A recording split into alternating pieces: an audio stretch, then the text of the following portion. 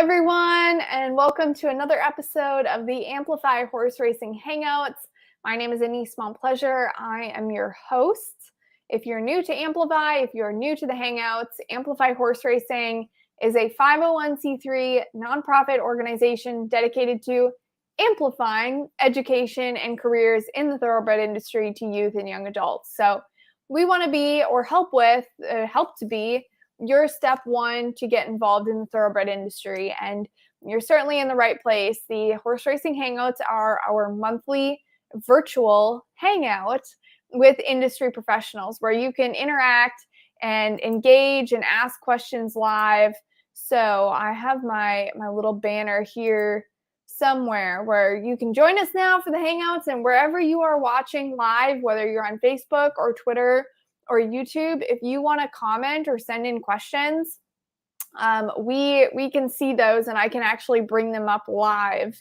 And if you send in a question or comment, I might send you a prize at the end of the night. So to introduce tonight's episode, and I have a couple little announcements that I'll make before we really dive in. Tonight is a combination of last month's episode. We kind of got started into it. You guys probably got a little bit of stuff, a little bit of information, but we had some technical difficulties, which happens. And so we're merging last month's episode about Racetrack Notes team with this month's theme, which is digital media and essentially communications in general. I think there are two topics that really complement each other. And I can say personally that having, worked in or had experience in both areas as I got involved in the industry, I have found very, very helpful in many ways. And so before we get too far into this, I want to make sure that let's see, where are my banners going here? I want to make sure that I thank our sponsor, the University of Louisville College of Business Equine Industry Program. And if you see that QR code right there, you guys can scan that and it'll bring you to more information. But the University of Louisville Equine Industry Program is a premier educational partner and sponsor of the Amplify Horse Racing Hangouts. If you are not familiar with the Equine Industry Program at the U of L, they are only one of a few undergraduate equine programs in the world housed in an AACSB accredited college of business. And if you go there, you'll learn the skills to develop your love of horses into a viable career. The goal of the Equine Industry Program is to produce graduates with sound business knowledge. Programs offered include a BSBA in equine business, minor in equine business, certificate in equine business, and a graduate certificate in horse racing industry business. So there are certainly a lot of options with their program. I know several graduates who've gone on to do great and exciting things in the industry. So go ahead and check that out. One more announcement before I bring on our speakers, because this is especially exciting for anyone who's been tuned into our social media over the last few days, over the last couple of weeks.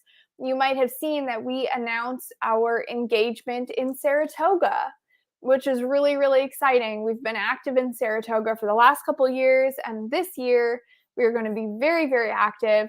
On August 1st at the National Museum of Racing and Hall of Fame in Saratoga Springs, we're going to be co-hosting a presentation, or I should say hosting with Together for Racing International. Amplify is a U.S. affiliate of Together for Racing International, or TFRI, and we're going to talk about educational and workforce opportunities, both domestically in the U.S. and abroad in some of the other TFRI countries. And then on August 10th, 12th, 17th, and 19th, so the days are a bit spread out this year, we're going to be doing our free interactive all-day behind-the-scenes educational tours of Saratoga. So you're going to do it all. You're going to see it all. We're going to go in the mornings. We're going to talk to trainers, exercise riders. We're going to learn about the Backstretch Employee Service Team, the New York Thoroughbred Horsemen's Association, the chaplaincy, all these different careers that go into making racing possible. Then we're going to go to the National Museum of Racing. We're going to have lunch. We're going to see their amazing film. we're going to head back to the races, and you're going to learn about even more careers on the front side of the racetrack, some things involved in racetrack management, racing office. Maybe we can talk to someone with the notes team or someone in digital media, kind of sticking with our theme tonight. So head on over to the Amplify website, or you can catch the link on our social media. Whew, all the announcements, all exciting stuff though. So I think everyone is probably ready to dive into our topic for tonight, which is combining our theme of racetrack notes team with digital media, which I think as you guys meet and get to speak to Jennifer Hoyt tonight and Melissa Bauer-Herzog are two incredible speakers and two amazing women in the industry. You'll see how both of those topics really mesh in a lot of ways or complement each other. There is a lot of crossover when it comes to communication and a lot of crossover in general when it comes to jobs in the industry. You don't have to tell yourself, oh, I have to have one job. You can do multiple jobs. And I think both Jen and Melissa are amazing examples of that. So without further ado, I'm going to welcome Jennifer Hoyt, who is the Director of Racing at Oaklawn Racing Casino Resort. In addition to that very spectacular role, she's a member of the Kentucky Derby and Breeders' Cup notes teams and has also worked on the notes team for the Dubai World Cup. So she has international experience and lots of experience here in the U.S. And Melissa Bauer-Herzog is the owner of Pyroy Media, a brand management company based in Lexington, Kentucky, who has a lot of experience for Amplify because she manages our social media. So welcome, Jennifer and Melissa. How are you guys? Doing great. Good. I'm really excited to have you guys on together. I think that the panels are really fun because it's enjoyable to bounce ideas off of each other or, come up with different stories.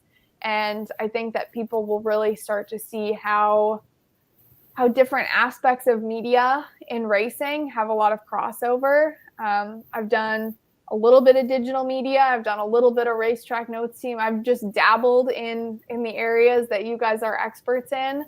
So I'm really excited for us to jump in and hear more. But Jennifer, I'm going to pick up with you right away, kind of picking up where we left off from last month and having each of you, share your story and how you got involved in the industry. So what was your introduction to thoroughbred racing? Well, I started, being a race fan at a young age. My dad took me to Monmouth Park in New Jersey, and that became like an annual tradition, going to the Haskell. From there, I went to the University of Kentucky, thinking I wanted to be an equine vet, but math and chemistry were not my strong suit. And fortunately, I was able to go on and complete my equine science degree and get an internship at Turfway Park.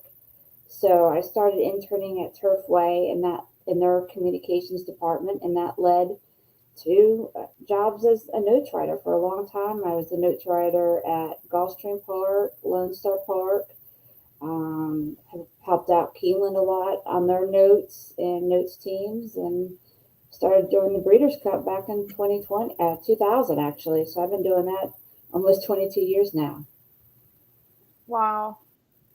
It's one of the things that I really appreciate about your story, and I think a lot of students have this at some point in their life where they have a specific goal or job in their mind, like, wanting to go into the veterinary world or some other, career sector.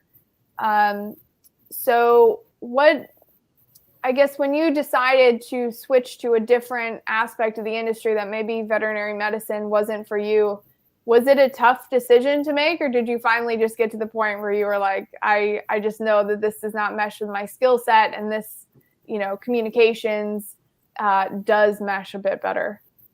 Well, I got kind of tired of getting the bad grades and the frustration of taking the chemistry class. And I knew, as competitive as it was trying to get into vet school, with Kentucky not having a vet school of its own, trying to get in at Auburn, it was very tough. And I had done an internship at Root and Riddle, had worked in their neonatal care unit during foaling season, and just the hours and the abuse that these veterinarians went through, it kind of made me realize I wanted to look for something else. I was fortunate enough that I went during my last year of college. I took some ag communication classes, took some writing classes, some things that kind of opened my eyes to other opportunities out there. I was very fortunate that both my mom, my dad, and my stepdad were all journalists, so writing came naturally to me. And from there, I was able to make a career out of it. But having the interest in the veterinary topics and being around that and has helped me in my job because I can talk to horsemen, what if a horse is coming off an injury and know exactly what it is, and obviously now being able to follow medications and rules of that nature, it has helped. And I still have that interest in it and that desire to know about it. I just have never been able to pass the chemistry and math required. So. And that brings up another great point in the value of diversifying. When you are a student and you have the ability to take a lot of different classes, maybe taking classes in something you didn't know you were interested in, and understanding that whether or not you go into something, you're still going to gain value in it. Even if you go down one track, you can't think, oh, well, I threw that time away when I should have been doing this instead. You're still going to gain a lot of knowledge that's going to help you later on. But at the same time, if you're taking a variety of courses or kind of, dabbling in a few different areas, it might eventually help to lead you to what you are meant to do. Definitely. I mean, definitely, especially if you're in racetrack communications, the more versatile you can be, whether you can do photography, you can do video, you can write, having all these skills, knowing websites, social media, makes you definitely more versatile. Anytime you can be able to wear several different hats successfully, the better off you are. So even if you don't think you're going to like it, take a writing class, take a communications class, because you're never not going to it's never going to be a waste of your time, because somewhere down the road those skills are going to be needed. And Melissa, you definitely came from an area where, not a lot of people would think, oh yeah, horse racing, Washington State, cool. So tell us about that journey. How did you end up in Kentucky? Oh, wow. That's a big question. So tell it all. We want to hear the whole thing. I actually grew up in horses. I was a barrel racer, and I had dreams of going to the NFR, which is National Finals Rodeo. But my horse was too slow, and I don't have enough money for that. So when I was, I think about 10, I watched Point Gibbon either win his debut or his second race. I can't remember now. And that kind of sucked me into racing. And I kind of watched it throughout my teens. And I was on back when we had the Yahoo email groups. I don't know if anybody remembers that, but I kind of stayed like in touch with racing then. And then when I went to college, I was going to go to become a trainer, and then decided that wasn't exactly the right role for me. So I changed my degree to mass communication and print media and started writing for the Bleacher Report when I was in college.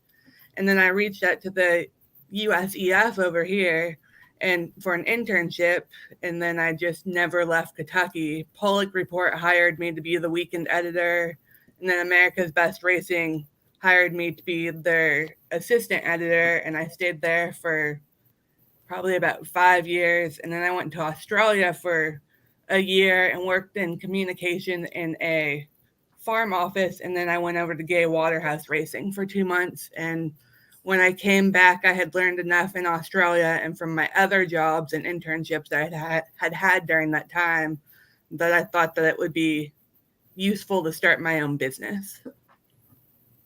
That's really cool.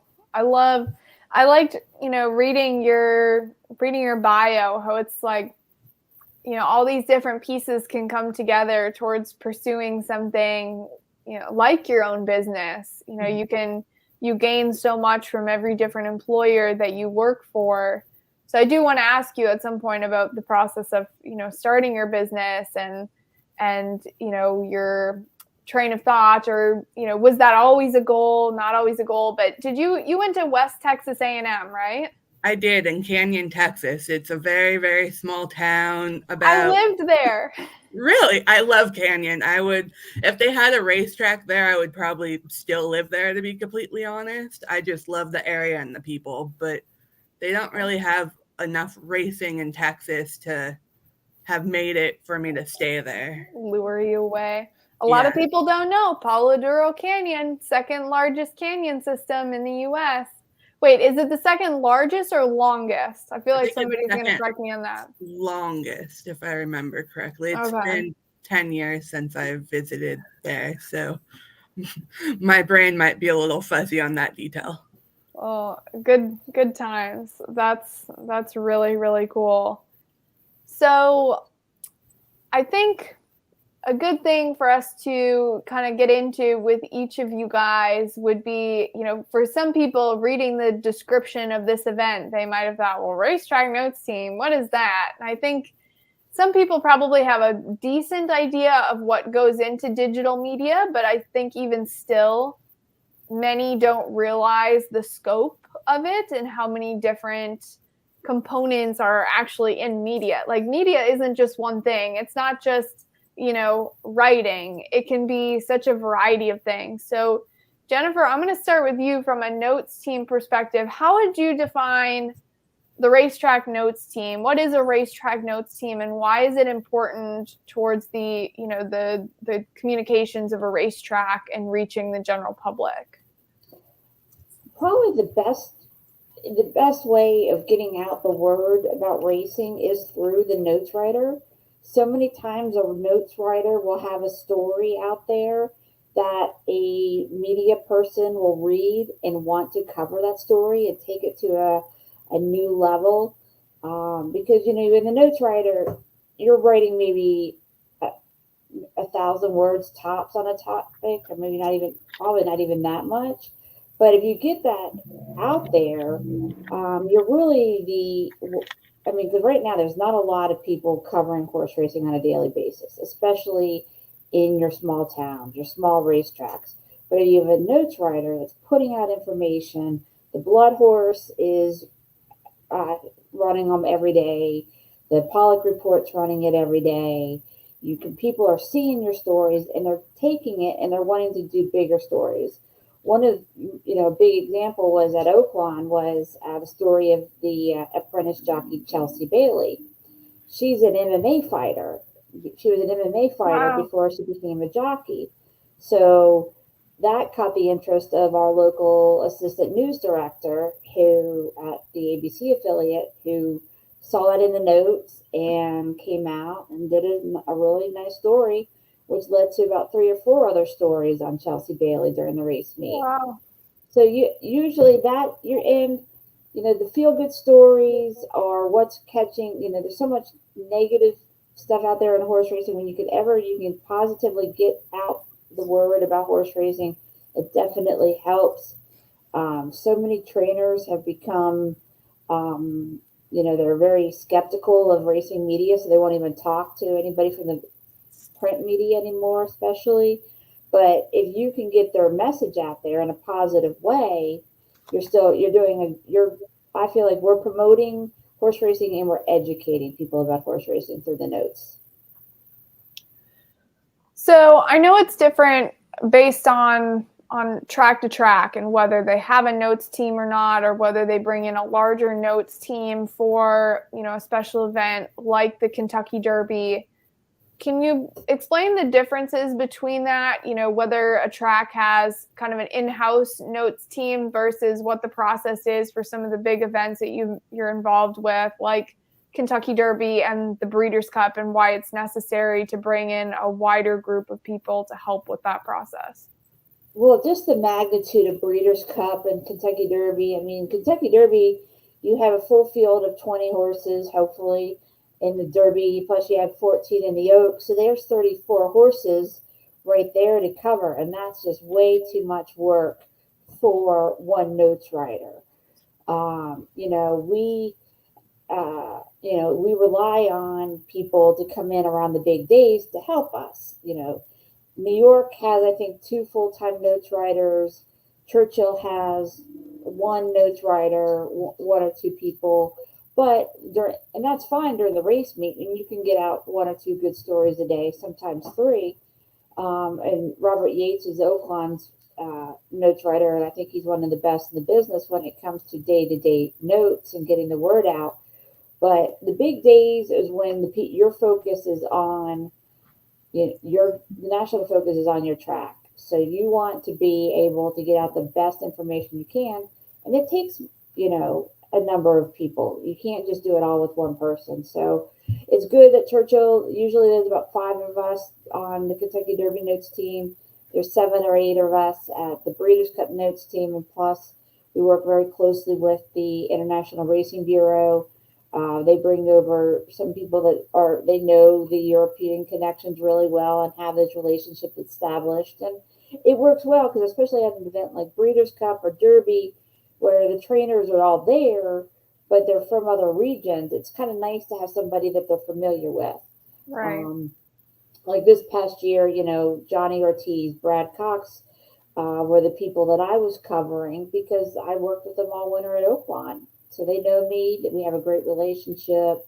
So that's the good thing, advantage of bringing in people for your big days, because they can help you with the trainers you may not have a day-to-day relationship with. And so, especially the only notes team I've ever actually done, well, no, I take that back. I have done Keeneland notes team for just regular, for the Keeneland race meet and for Breeders' Cup, and then Derby notes team. But Jennifer, I want to have you explain, what is a typical day like for the notes team members? Let's say during a big event, especially when there's so much going on. What is the process from getting to the track to doing the interviews until the time that the notes, you hit send and it goes out into the world to some of the mainstream media? Yeah, I mean, it's a very long day, but it's a fun day. You're getting to watch the best horses in the world train. So most of us try to get out there, maybe not as soon as the track opens, but as soon, close to it, between 5:30 and 6 every morning. You kind of know your horsemen. You pick your times where the first thing I always do, no matter how many times I've done this, is find my trainer the first morning. Hey, what's a good time for me to come by every day? Some of them don't mind you coming over during the first or second break. Some of them don't mind if you walk up to the track with them while the horse trains and you get your notes that way. Others are going to make you wait to the very end of training. So you just kind of have to try to figure that out, work with the horsemen, be courteous of their time. And then it's kind of, sometimes it's just a hurry up and wait. Sometimes you get to the track and between 7 and 8, you have all your notes. And sometimes it takes all the way from 7 till 11 when the track closes to get all your notes.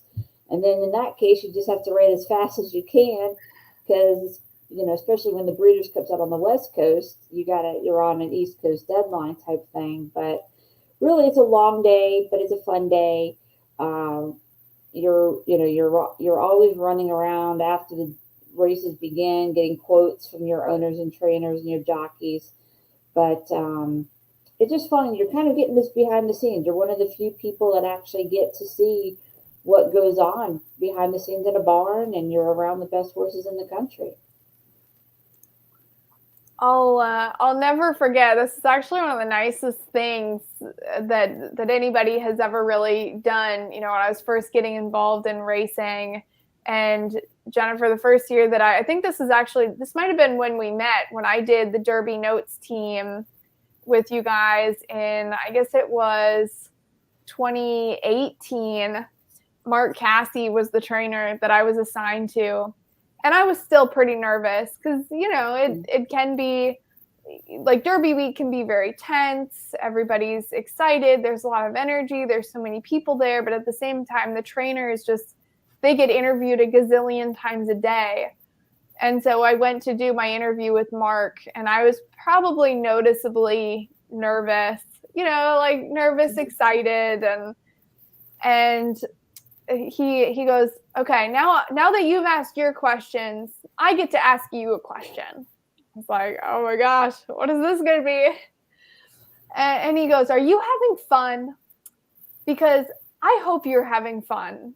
And if you ever leave and there's something that you missed or a question you forgot to ask, I don't want you to feel nervous about coming back here to ask it, because I can talk about my horses all day. I love what I do. And I want to make sure that you guys have a good time doing your job too.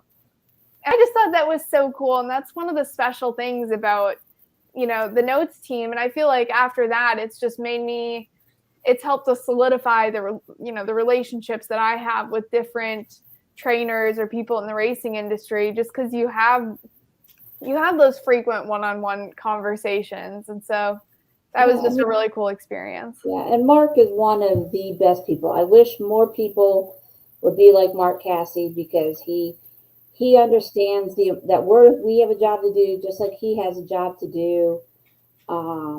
I think some of the notes writers / media have kind of gotten sideways with horsemen based on being a little bit too pushy, like, hey, I need you now, when you got to understand that they have 100 horses to take care of. They have just as many owners and other employees that they have to answer to too. But if you respect them, you show a knowledge and love of the sport, you're basically going to win them over. And they know you're doing your job. And, one of the hardest trainers I ever have to deal with on a daily basis is Steve Asmussen. But over all these years, he understands that I've got a job to do just like he does. And, he's like, okay, let's go. And I go in there prepared. I ask them the questions I know I need to ask, and I get in and out. So, when you do things like that and you come prepared, it does make the job fun. And you build really good relationships with them. They become your friends. Yeah, that's a great point. The being prepared is key, I feel like, for any job. I've seen people get yelled at by trainers before when they're not prepared. I feel a little bad for them, but at the same time, it's like, it's like you just said, Jennifer, they're doing a job and you're doing a job. So it's part of being respectful of their job is knowing exactly what you have to get done and respecting their time. But Melissa, I want to get into the digital media as well before we talk about some of the pieces of advice that you guys have and the benefit that these roles can have in the lives of young people getting involved in the industry and their learning experiences. So how would you explain the whole scope of digital media? What goes into digital horse racing media when we say that? There's a lot of different pieces, and I only work in a very small part, so I'm probably going to miss a decent chunk of them. But there's social media, obviously. A lot of social media in racing, other than the news outlets, is used for marketing. So I think 2 or 3 of my clients have hired me to basically market them online through social media, through their websites. Basically, I'm in charge of all of those assets, including like when we had a sell last week, for example, and I was out there tweeting out like the results, tweeting out any updates that the horses had before they went into the ring, and basically tweeting out pretty pictures so that people knew what the horses looked like. And I was also out there as a journalist covering it for an international outlet, which I don't know if you'd exactly call that digital media, but they're mostly online, so I guess you would. And then I also do photography, which I feel also fits digital media because most of the photos go online. Basically, I think everything in horse racing that has to do with communications fits into that digital media banner. Yeah, and I know we touched on videography earlier. That's a big piece. Like just thinking about it, it's like, okay, videography, social media, photography, there's still some print publications, but even most of those would have a digital presence in a lot of ways or have a digital publication. I feel like there's something I'm missing. There's so many pieces to this. There's also website management, which is yes, and newsletters. Yeah. So website management's actually one of my biggest services after social media. Now, it used to be my biggest, and then social media kind of took over in the last 6 months. But so my job there is to write about their horses. So, for example, 1 or 3 of the farms I work for stand stallions. So our job is to really promote when they have winners, when they have big sellers at the sell. Basically, you're trying to get out the word that this horse is doing well. And the website presence plays a very big part in that, because social media, as we all know, it moves very quickly. And so let's say American Pharaoh can have a grade 1 winner at 10 a.m. in France, and by 2 p.m. everybody's forgot about it because a Saratoga grade 1 winner happened. So the website is very important to get the news out. Yeah. I've talked to a lot of people, like program leaders recently. I know, especially in the nonprofit world, it can be really hard to do it all. Like, I guess this applies to everybody. I retract that. This applies to everybody, to make sure that your website is perfectly updated, have a social media presence. And I'm almost finding that social media is taking the place of websites in a lot of ways, because, and I know I'm guilty for it, if I want to look up a restaurant or I want to look up a local business, I don't go to their website first. I go to their social media pages to check up on them. And it's, I guess, the same for what you do, Melissa. Yeah, definitely. So social media, I think you have to put stuff on there, or like I said, people are going to not realize, like you pointed out, you don't usually go to websites first. You go to Twitter or Facebook, or you Google whatever, and then it might pop up and it'll usually take you to Facebook or Twitter or even Instagram or TikTok these days. Mm-hmm. So I think that you have to really focus on social media, but you also can't ignore your website, because a lot of people are going to go to your website to learn more information about you. And if it's out of date, then they're not going to want to eat whatever's on your menu if your menu is 2 years old and you've changed it all up. That's a good analogy. One of the things I have to say is a huge compliments to you, Melissa. And I have to say to everyone, I'm biased, considering Melissa does amplify social media and is now helping with our newsletter and has done an amazing job. But I will say a big thing that helped you to stand out to us when we were looking at bringing on a new social media person was someone who had the ability to educate and create posts that were going to be written in a way that someone who is stumbling upon horse racing for the first time could read and understand. And a lot of times we get so caught up in our position in the industry and just being involved in horse racing, we throw jargony words around and don't always think about how we're wording it for someone who's completely unfamiliar with the sport. So how has you're so knowledgeable about a variety of things. I can't even say how has specializing in something like education been helpful. I'll phrase it this way. Have you kind of found a certain niche within digital media that has been really useful to you? I don't know. That's a hard question. I think that on the education point that you were talking about, my 5 years at America's Best Racing definitely helped that, because they're here to bring in horse racing too. And I learned a lot from them. Sorry, I have a cat that's attempting to hit my computer.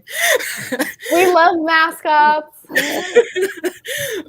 But I think that a lot of what I learned, because they're totally website based, and so I think that really helped me get a handle on digital media at first, and then I kind of transferred those skills over to what I do now.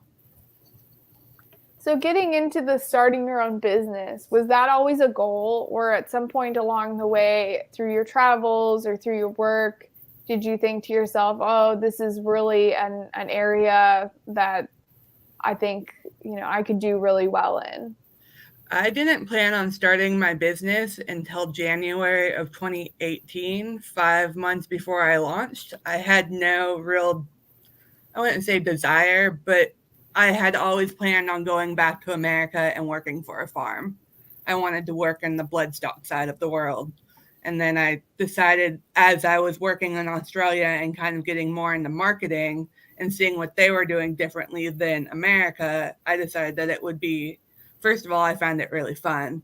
And second of all, I thought that it was really needed in America because we don't, well, we do now, but back in 2018, social media wasn't huge on the foremind of farms or anything like that. So it was kind of, I talked to one of my mentors about it, and he was like, you should start a social media business. And I respect him highly. So when he said that, it kind of put the idea in my head. And when my parents were in Australia in late January, we were sitting in front of the Sydney Opera House at a restaurant putting together the name for my business. Mhm. Which I was really glad that you, when you sent me your bio, that you wrote it phonetically. Mhm. Because I still, even though I've asked you many times to pronounce it for me, I have to just get that in my head. Pyroy Media. Yeah, everybody Pyroy tries to Media. pronounce the S. I didn't really think about that when I came up with the name. That's okay. It has a lot of significance to it. Someday we don't have to talk about it right now, but if anybody ever sees Melissa at a sale or at the races one day, ask about the story behind it. I think that's really cool. So, you kind of mentioned things that Australia was doing different from what we do here, and then you mentioned social media, but were there other things that really stood out to you that you wanted to implement here? I think just I knew that I couldn't bring the culture of Australia here because it's a totally different type of situation, but I saw a lot of ways that we could grow the sport the way that they are. Like, for example, I was at Magic Millions, which is a huge horse sale over there, the yearling sale, and my taxi driver asked me about Winx. My taxi driver said that he basically never went to the racetrack, but whenever Winx was running, he would attempt to go down to Sydney, which I don't even know how far of a drive it is, to watch her run. Wow. He didn't know of like really any other horse that was in Australia, but just the idea that people off the street would know about actual horses kind of made me think that we could do that here as well. And I think that the educational platforms like you're doing really help with that as well. Well, thank you so much. And I want to, before she jumps on to our other meeting, I want to say, hey, Arami, thank you so much for watching. And there will not be a live chat on the later viewing, although if you do comment on the recorded version of this, so whatever you're watching right now will be recorded on whatever platform you're watching it on. So if you go back to that video afterwards and you leave a comment, we will be sure to respond. I'll make sure that your question or comment gets to Jen or Melissa, or you can always email me separately. So thank you so much for watching. That's a good reminder to anyone at this point. We're kind of, a little over midway through the show. If you have questions or comments for Jennifer or Melissa, we just might have a prize to send your way if you do comment or send in a good question. I always have to incentivize a little bit. They usually come out once I kind of throw out a incentive. But I think you both mentioned mentors at one point. Melissa, I know you just did, but that's a big part of what we love to promote. Jennifer, I'm going to start with you. Who is your greatest mentor, and what was really their impact that they had on your career? Well, I had probably several mentors in my career, but the one that I still remember and I still love him to death is a man named George Burnett. He had been editor in chief of the Daily Racing Form, and a new regime came in and he left the Daily Racing Form. So the year I was notes writer at Gulfstream, he was hired as the features writer. And back in those days, Gulfstream had our staff is millions in the communications department. Everybody still talks about Joe Tannenbaum, the director of communications at the time, and a lot of other people. But George um, did not do this, but he walked the barn area with me every single morning. And so for those 2 years that I was a notes writer down there, we walked the barn area every morning.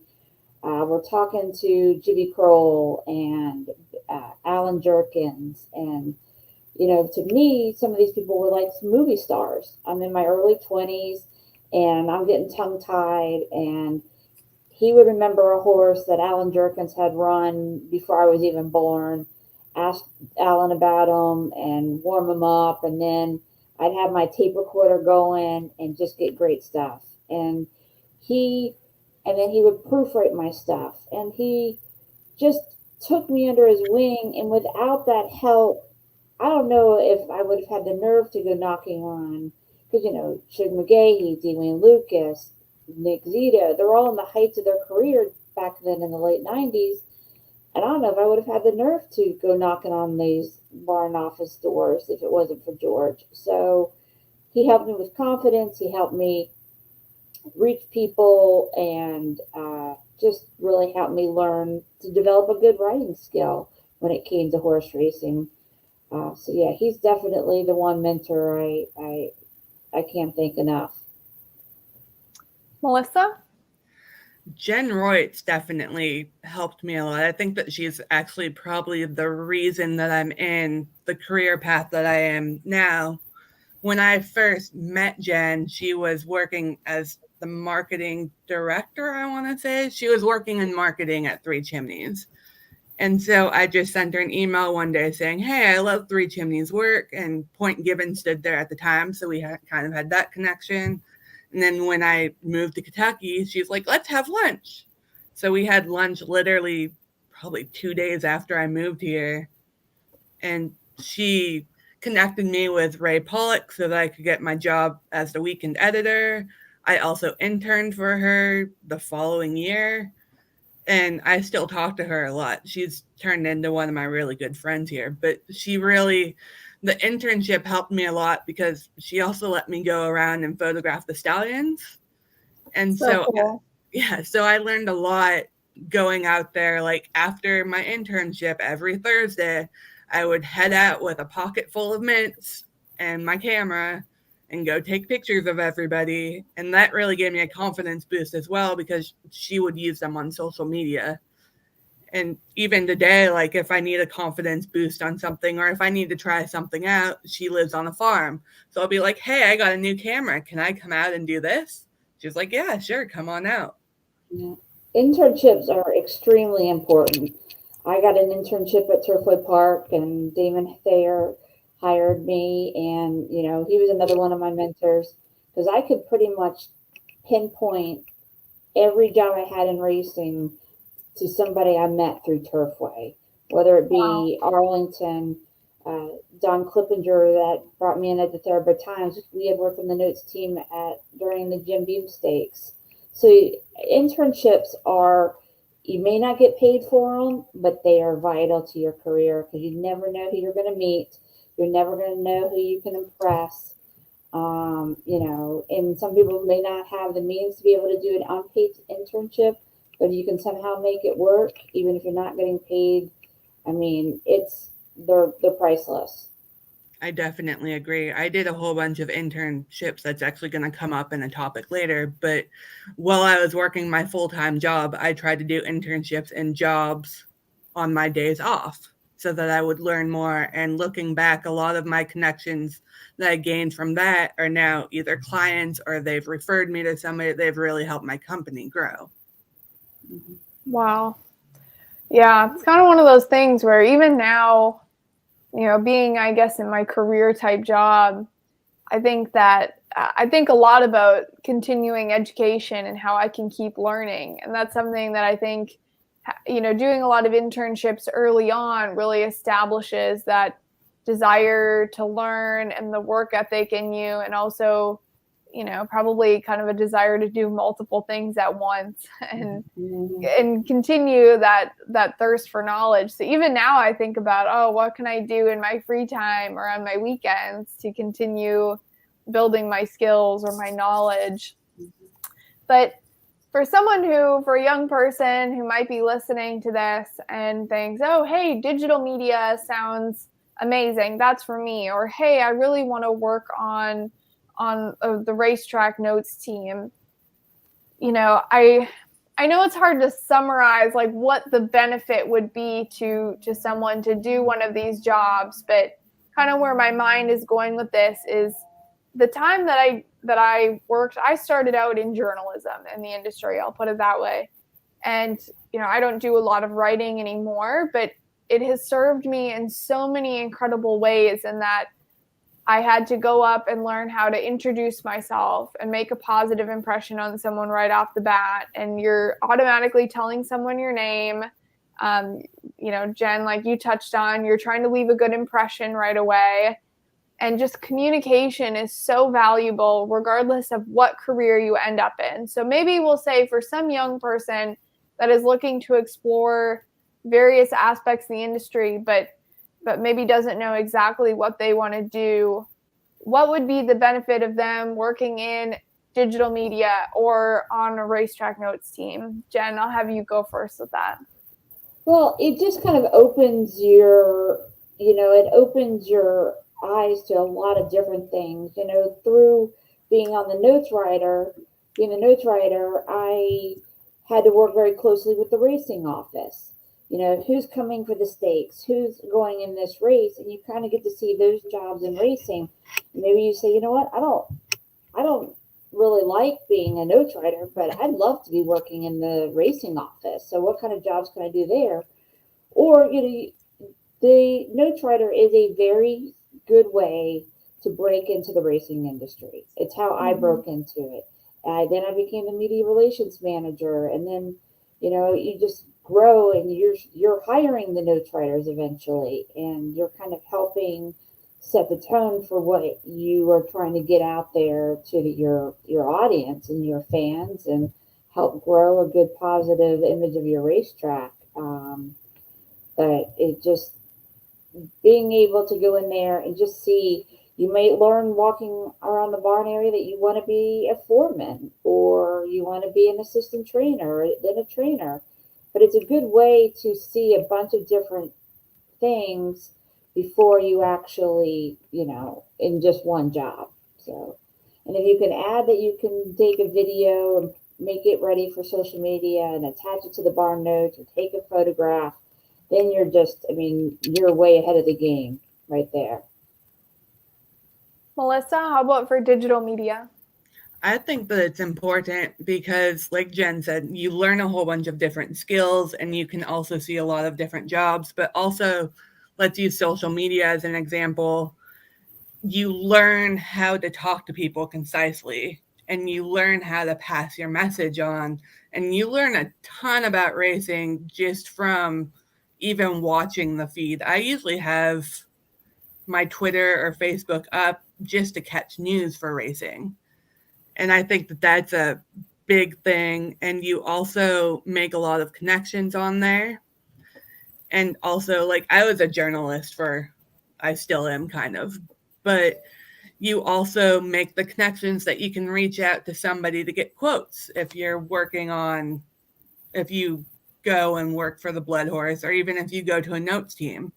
I think that the biggest thing I think that digital media does if you want to move on to a different job is gives you a lot of connections. And it also teaches you how to say things, I don't want to say correctly, but you learn how to say stuff so that trolls won't come after you, which I think always helps you, and no matter what job you're in.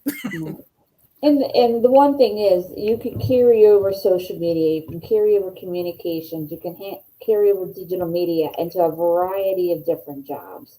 Mm-hmm. So you decide you're tired of horse racing, you want to try something new, you have those PR and media experiences and communications so that you can pretty much go into any industry because you already have those skills that a lot of them want.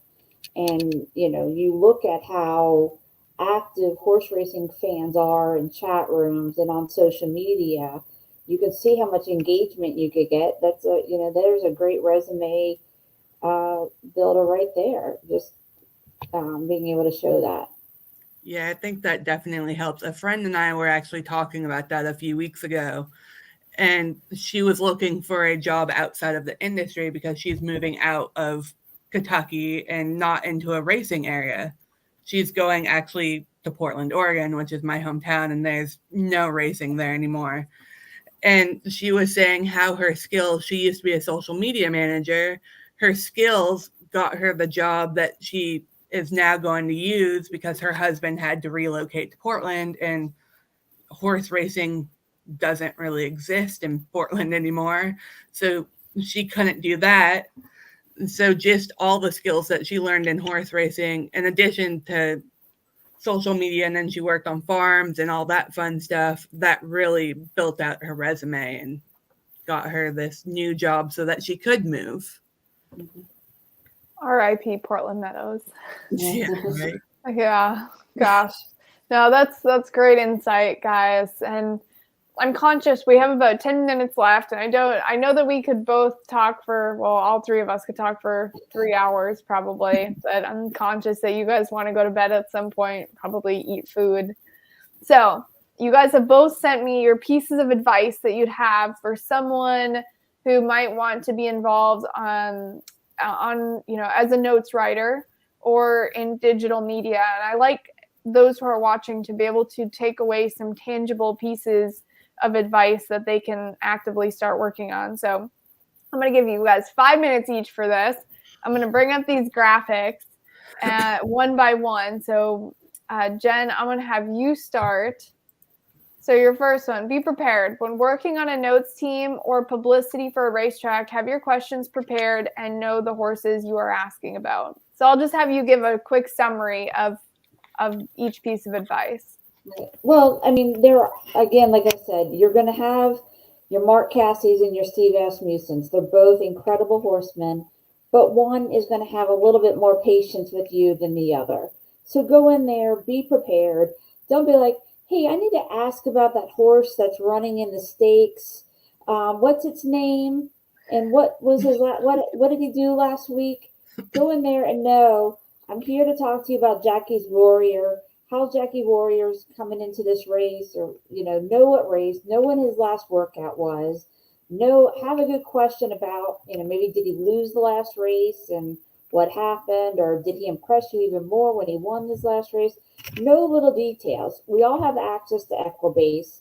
You can pull it up on your phone as you're heading into the barn, find out what the horse did, and that when you know it and you can tell them and even remember interesting facts about maybe their dam, the sire, they'll know that you know what you're talking about, and they'll impress them, and then they'll remember it for next time, and they'll probably give you a little bit more time the next time you go by the barn.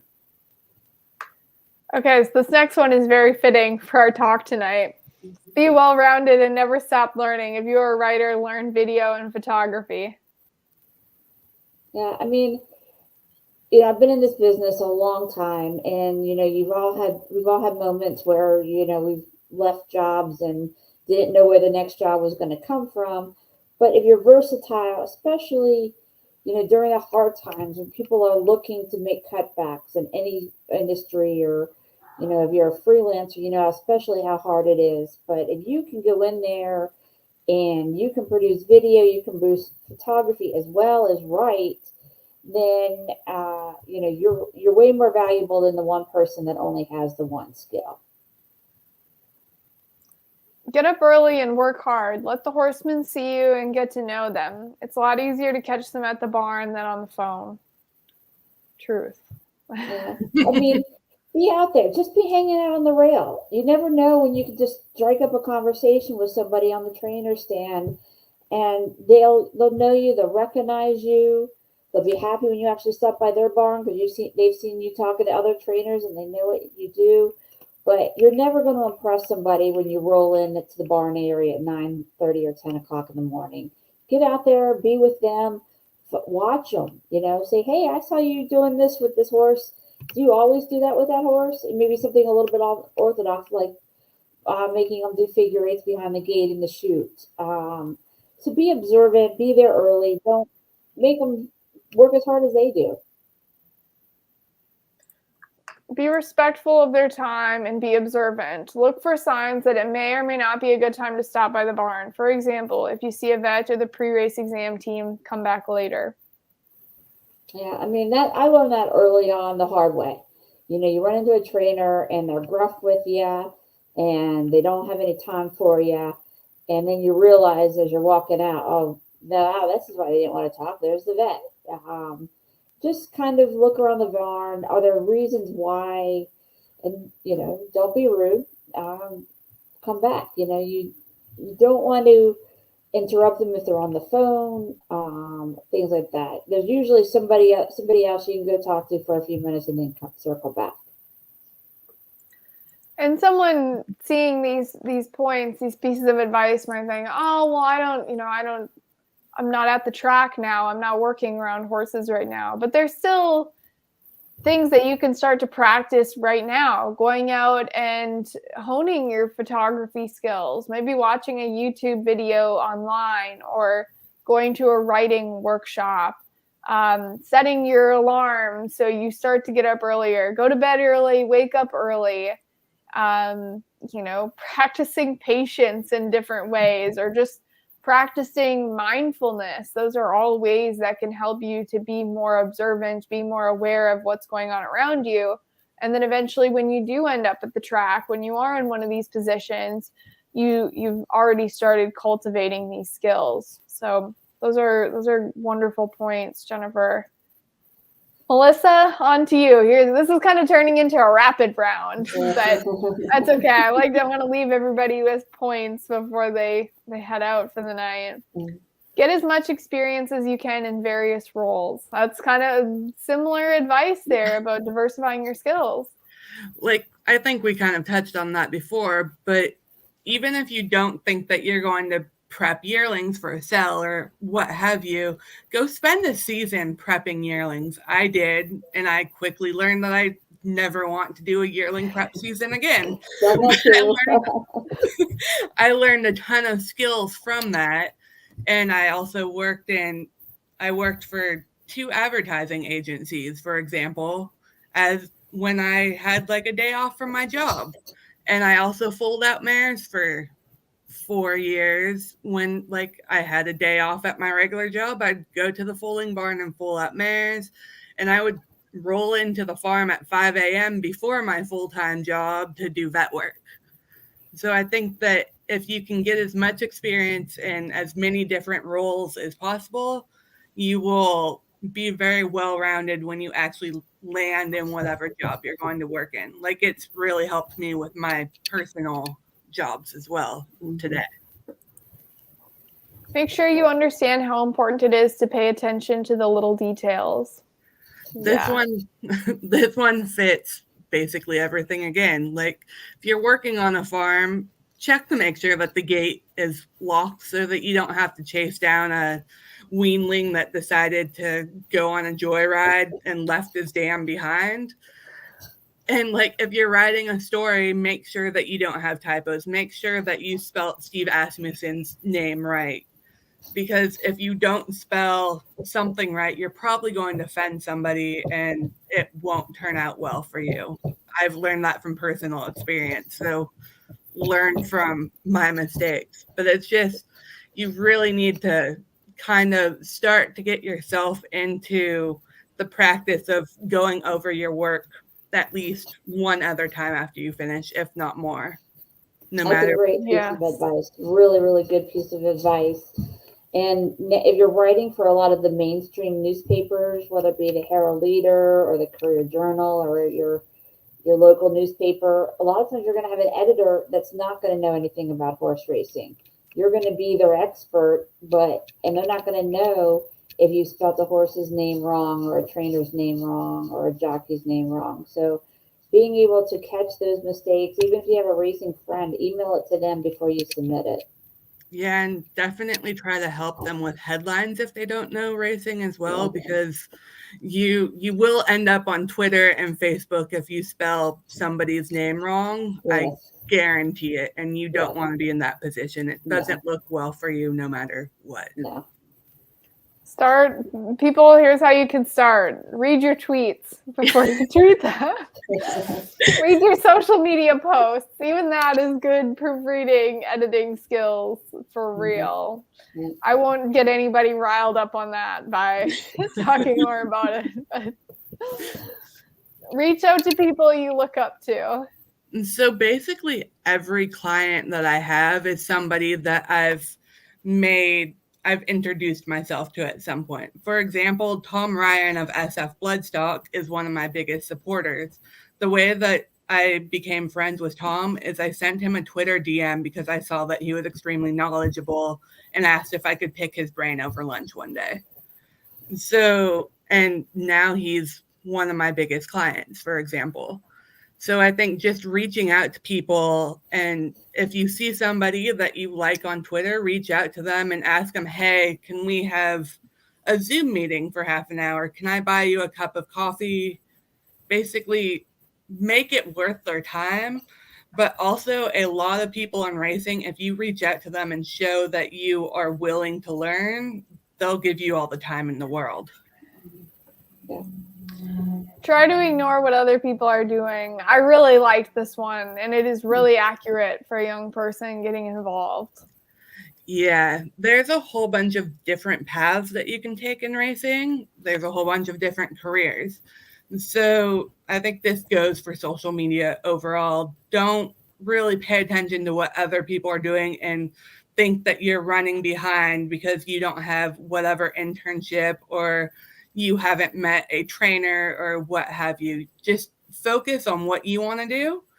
If you look and see what they're doing and take some inspiration from that, like, hey, maybe I'll reach out to a bloodstock agent, then go ahead and do that. But your confidence can really be ruined if you try and compare yourself to anybody, especially in racing, because there are so many different paths to take. Yeah. Comparison is the thief of joy, y'all. That is true for everything. Find hobbies outside the sport. Yeah, this one is, I think that most of us have learned this the hard way. Horse racing and horses in general are a lifestyle. They're not just a career, but you also can't make them the only thing that you do because burnout is very, very real, especially in this sport where the hours aren't exactly conventional most of the time. And so find a different hobby. If you like movies, go watch movies once a week. If you like to read, then maybe join a book club. Or if you like to hike, then find a hiking club or go hiking on your day off.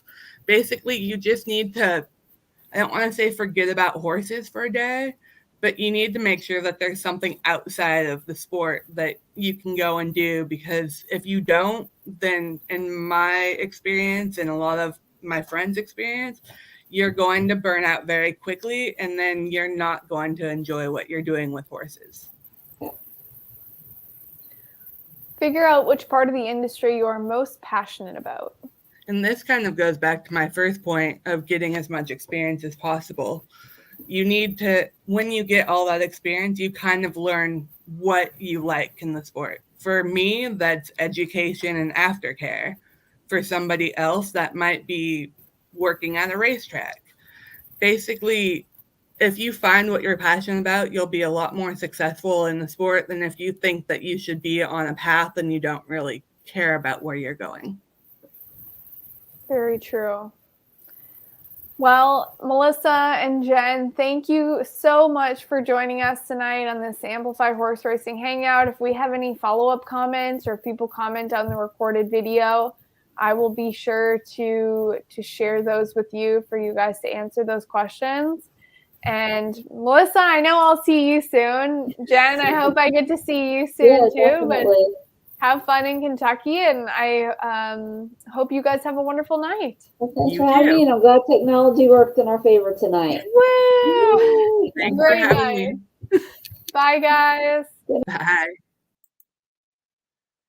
Awesome. Another great episode of the Amplify Horse Racing Hangout. I hope that you guys enjoyed hanging out with our industry professionals tonight, hanging out with me. I know I always enjoy hanging out with you guys.